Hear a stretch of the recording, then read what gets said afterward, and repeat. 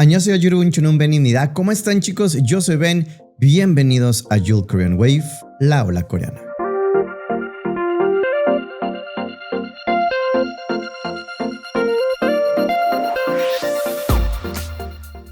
Por parte de la distribuidora CJ4D en Latinoamérica, tuvimos la enorme oportunidad de tener una entrevista muy especial. Como saben, la película de The Rose Regresa a mí estará disponible este fin de semana en algunas ciudades de Latinoamérica. Y tuvimos la gran oportunidad de conversar con Diane Quon, productora de esta película, así como también a su director Eugene Yi. Una entrevista muy especial porque hablamos de emociones, de sentimientos, de la razón y la existencia de este documental, así como algunas anécdotas personales que tuvieron ellos con los miembros de la banda. Así es que si quieres entrar a la historia íntima de Woosun, Doojun, Hajun y Taekyum, no te puedes perder en salas de cine The Rose Regresa a mí el documental. Si aman a The Rose y obviamente su historia, esta entrevista es para ustedes. Trying to keep track of everything you have behind you. Yeah.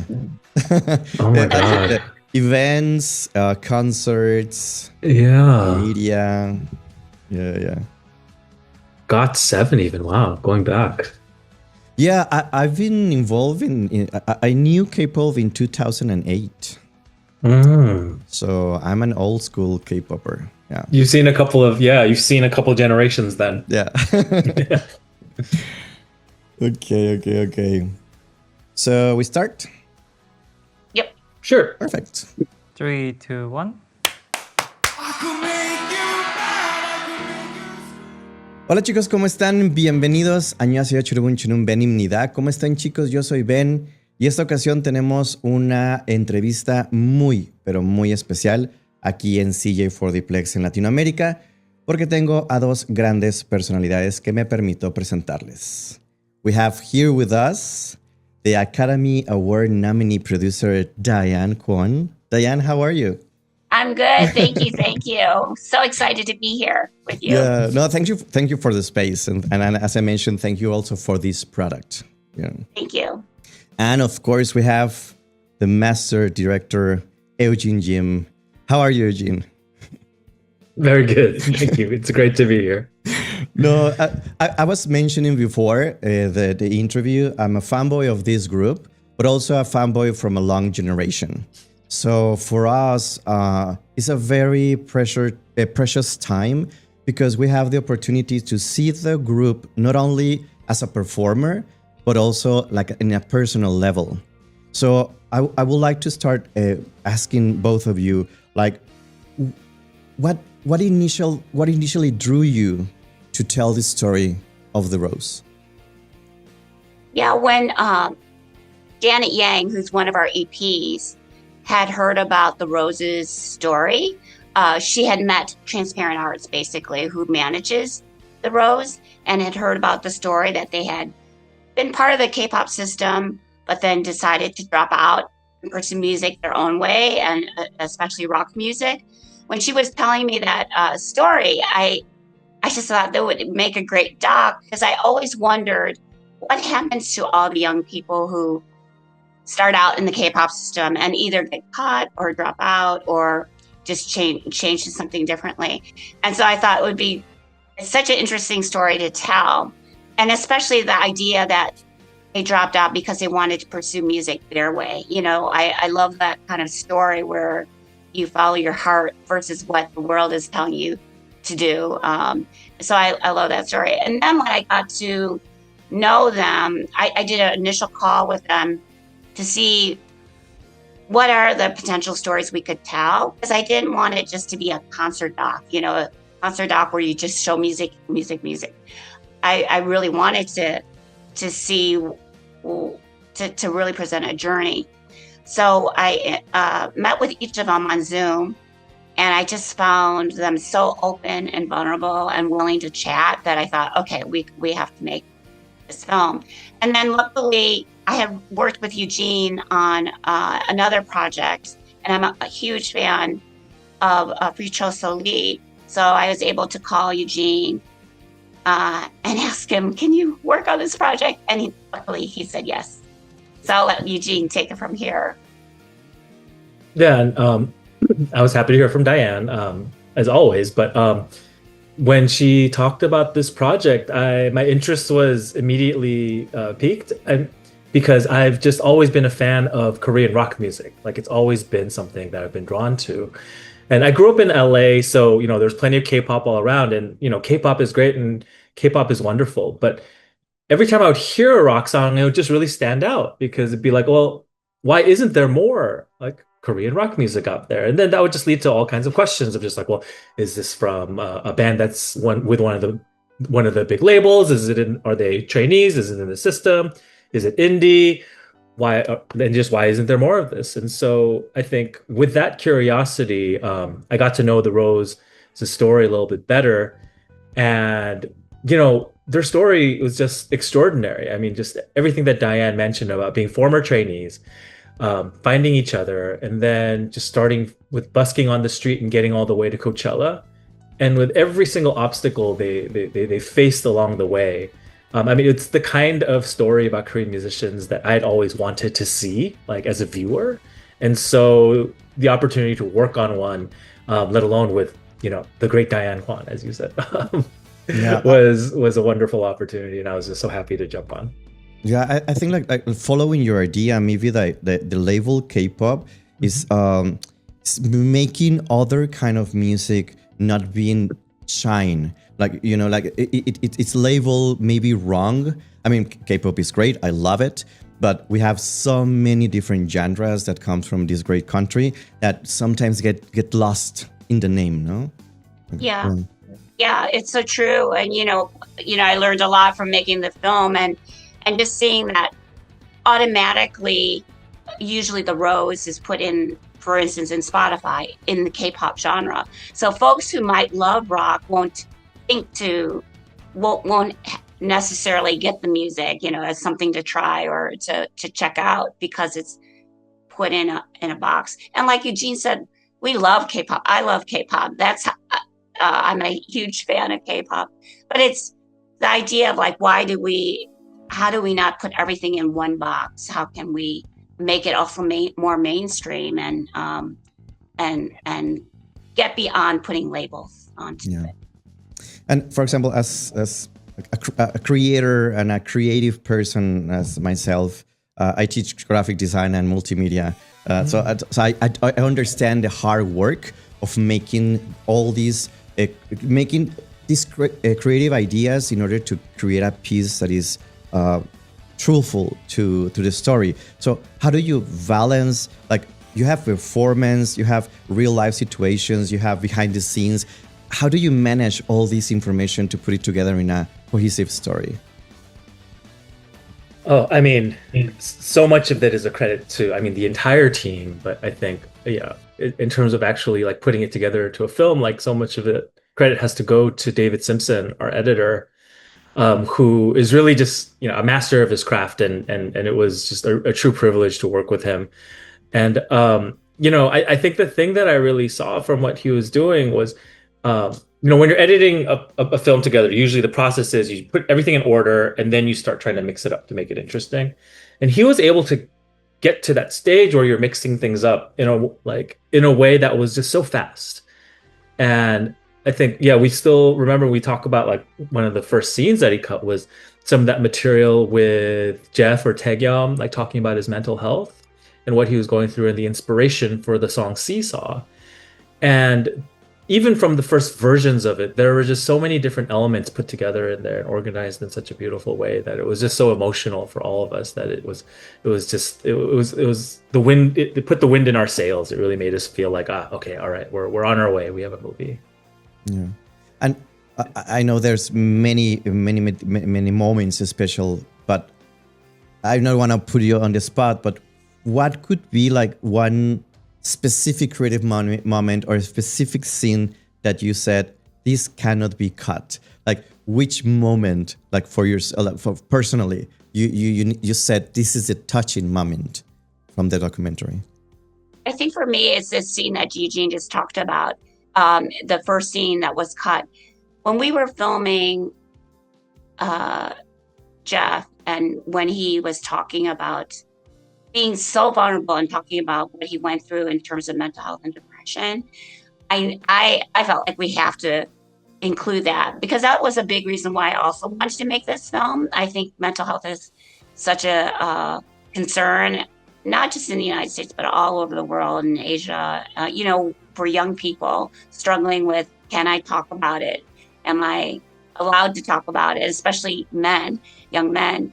And I felt that was an important part of this film. And then so when Jeff was so willing to talk about it, it meant so much to us. And we had so much other materials to support it. So to your point, we had archival, we had performances, we had different things. Well, we had this beautiful scene that we had shot with Jeff and his father. And so we were able to have him talk about his depression and how he had to tell his father. And then we were able to show the scene where he's playing music with his father. To me, I was ready to cry. It was like, just accept this feeling of putting these two scenes together. You feel the love they have for each other and the acceptance of like how much the father loves Jeff and is willing to support him whatever he goes through. So that scene from day one was like, we have to keep this film, this scene in. I don't know for you, Jeff. For you, Eugene. No, I mean, that's the first thing that comes to mind too. I mean, I think from the beginning, from very early on, we're really just feeling like that was the heart of the film, and without that, it'd just be a very different film. Still wonderful, I'm sure, but it'd just be a very different film. Yeah, I think that for us fans, this is very precious, because as you mentioned, there's many obstacles in order to release the truth. Like, for example, you said they are young men, and men mostly don't talk about their feelings. Then second, it comes from an Asian background that they don't want to like, oh no, this is going to maybe look bad to myself. Yeah, like shameful. It's like shameful to talk about that. Yeah. Of course, and also we know the K-pop industry is very reserved in so many things, and very meticulous in what they can and cannot say out loud. So I think this is brave in so many levels, and that's why we're very thankful. Like, you have the time to record her, to make it a piece that we can enjoy as fans. And talking about also the other members like Woosun, Doojun, Taekyum, and Hajun. What really struck you the most from each of them? Like, what are their personalities like when the cameras shut down? I think for Leo, for Doojun, really I saw through the whole process of us filming him that he is such a true producer. Like, he is a workhorse. He never stops. So, for instance, like at Coachella, before the rehearsal, he's there working, making sure everything is right and set up. During the rehearsal, of course, he's paying attention to what needs to be fixed or what doesn't sound right. And then after the rehearsal, he's the last one there working on making sure they're correcting whatever wasn't working. He's such a workhorse and such a wonderful producer. I really, I think being a producer myself, being bonded that way afterwards, we're the same. I just loved seeing, getting to know Leo in that way. The other, I'll let Eugene talk about maybe Hajun and Sung. Yeah, the other, I mean, I think part of what we wanted to make sure of was to make sure that we were able to interview and talk to them in the language that they felt most comfortable in responding in. And I think a big part of that is because just in general, people don't get to know the members who are more comfortable in Korean as much, because I think, we know now that Hajun is hilarious. He's also, and just sort of such a truth teller in so many ways. And, just so much about him and so much about Jeff and Taekyum as well.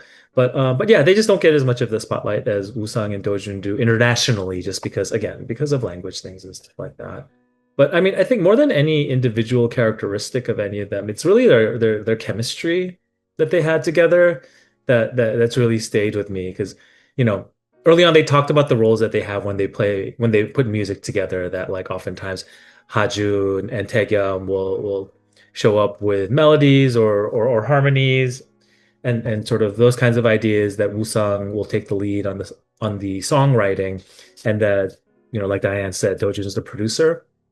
But seeing them work together, you know, it really was like there was a fluidity and an ease with which they sort of kept swapping roles as they like put songs together and basically took sounds and like made music out of them. Like it really was extraordinary to see. And I think it speaks to, again, their creative chemistry and like the trust and the brotherhood that they've created to be able to do what they do. Great.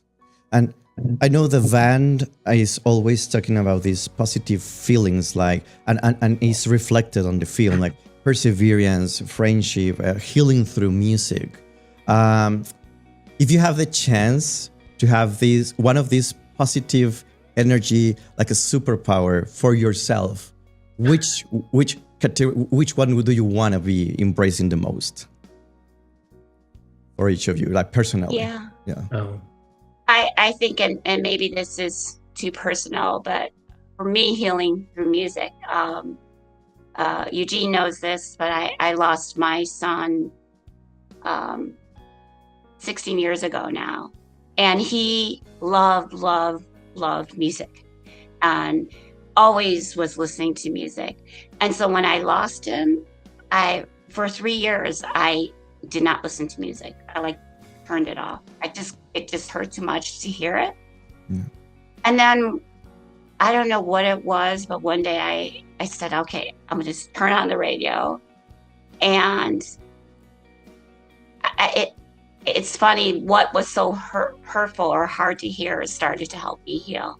And so I listen to music all the time. And especially if I'm working all day, when I need picker upper, I'll turn on the music loud and just start dancing. And I think that's why it means so much to me that it's important to the band to continue to share this music of this message of music as healing, because it certainly was in such a big way healing to me. And I know your son is with you with every single note that you're listening now. Thank you. I feel that way too. I truly do. Yeah. Thank you. Yeah, I mean, I think, you know, what can I say? The only thing I can think to add is some of those feelings of, you know, like fellowship and trust that they created together. Because I think any creative collaboration, you know, can have its rocky times, but so much of what makes them work is that fellowship and that trust and that brotherhood that they created, which survived kind of all the attempts that there were to tear them apart. And I think especially, you know, working in film and, you know, film being such a collaborative medium, I mean, being able to at least, you know, one thing I'm grateful for is, like, I think with our film and with working with Diane, and I always gas Diane up and praise Diane, but I mean, it really is true. I think Diane and the team that she created and the people who I think were drawn to this project really created that kind of fellowship and that kind of connection, and there was that kind of trust. And I think, you know, to be part of that was something that was just like such a wonderful experience to be a part of, and healing in its way too, in terms of just having such a positive experience and knowing that like this kind of collaboration is possible. Yeah. And I have like a personal mantra that good things and bad things are always going to happen. You cannot change them, but you can change the way you react to those situations. Yeah. And I think that this also the topic of this film, like overcome any situation, either happy or either sad, no? I don't want to take you too much of your time, but just like wrapping up, like, for example, what the fans can expect to see in the theaters, like besides like seeing the singing and all the passion about them, their idols, but what the people can expect, like going to the theater and see this movie?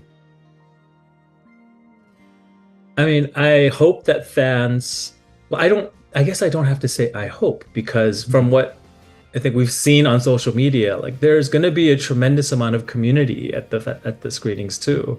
I mean, we've seen so many of the Black Roses talk about coming together and, you know, wearing their shirts and bringing the freebies and kind of getting together to do all the things that, you know, that K-pop fans do. I think one of the things that also has just been such a wonderful part of this journey is getting to meet a lot of the Black Roses and getting to sort of be a part of that community. Like, I think we all hope that the work that we do helps to foster and to build connections and community, and to sort of see our film be like a part of that and help grow that has been just really a soul-filling experience. So yes, other fans, community, I think there's going to be a lot of good feelings at the screenings. Yeah, and I really hope that every fan will learn something new. That was amazing to us. Talking to fans at the different festivals we've been, you know, we know that the fans know so much about the band, and over the years they've talked about so much. But it's so rewarding when folks say, "I didn't know this about them," and I feel like that every fan will walk away with something new after they see the film. Yeah, and new fans will hopefully be gained after they watch the documentary, and just learn more about, you know, more than just that they're a band, but the humanity in their messaging and in the story. Yeah. Yeah, I really hope also like it reaches a lot of people. Like we mentioned before, like recording, that I was an all boy fan from K-pop. I even have this. This is one of the fan banners from 2018, the first time they came to my city, to Monterrey. So you're in Monterrey. I love that. Yeah. So I want to congratulate you because, as I mentioned, you put together this story that it was worth to tell. And we need to hear more about this. Not only being a fan because you like something like for the physics or for the music, but for the heart. Like you can relate to human beings by like telling stories and connecting with the heart. So that I think that is very important. So I'm really thankful for you to step up and said we need to tell a story. And as a fan, I will also want to, like, if you have time to speak with the band, just tell them that in Latin America they are very, very, very loved, and we want to see them much often if it is possible. Yeah, we'll definitely share it with them. We've been like so excited by Latin America. Yeah. They're just been so supportive of us. Yeah, but we'll definitely share with the band. Yeah. And they share so much how passionate the Latin American fans are during the live performances. The band talks about that all the time. Yeah, and how much it's left this impression. Sometimes we're a little bit wild, but yeah. it's passion, Latin passion. You know? And just to finish, like personally, after telling the story of the rose, what the rose has left for you in your lives? What can you take from the band, from you?